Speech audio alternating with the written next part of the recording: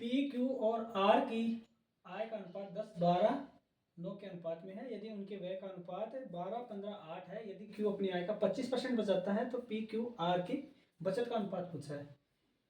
ये हो गया पी क्यू और ये आर।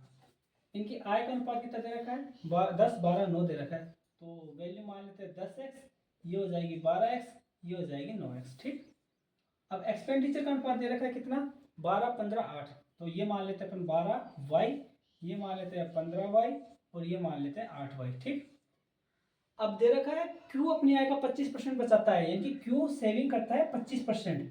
25% का मतलब होता है 1/4, यानी कि ये तो टोटल इनकी इनकम हो गई और सेविंग ये हो गई। तो एक्सपेंडिचर कितना आ जाएगा इसका? एक्सपेंडिचर आ जाएगा 3। इनकम 4, सेविंग 1 है, तो एक्सपेंडिचर 3 आ जाएगी। ये अनुपात हो गया इसका क्यू का, क्योंकि इनकम, सेविंग और एक्सपेंडिचर का अनुपात आ गया 4, 1 और 3। ठीक। अब अपने को दे रखा है क्यू की इनकम और एक्सपेंडिचर का अनुपात क्या हुआ, यानी कि क्यू की इनकम और एक्सपेंडिचर का अनुपात है 12x/15y है। इसके हिसाब से 12x/15y है, ये बराबर होगा इसके, ये भी तो क्यू की है। तो क्यू की इनकम में कितनी है? 4, और यहाँ से एक्सपेंडिचर 3 है, तो ये 3 मान लेते हैं। तो x/y, यानी कि x और y का अनुपात क्या आ जाएगा? 3×5 = 15, 4×3 = 12, यानी कि 5/3 आ जाएगा कैंसिल आउट करने पर। x की वैल्यू अपन 5 मान ले, y की वैल्यू अगर 3 मान ले, अपन मान लेते हैं और इसमें रखते हैं, तो इनकम क्या आ जाएगी? इसको तो गुणा करना पड़ेगा पूरे को किससे? 5 से। ठीक।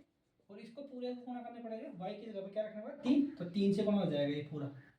ठीक। अब गुणा कर लेते हैं, इनकम हो जाएगी 50, 12×5 = 60 और 9×5 = 45। एक्स की वैल्यू रखें। ठीक।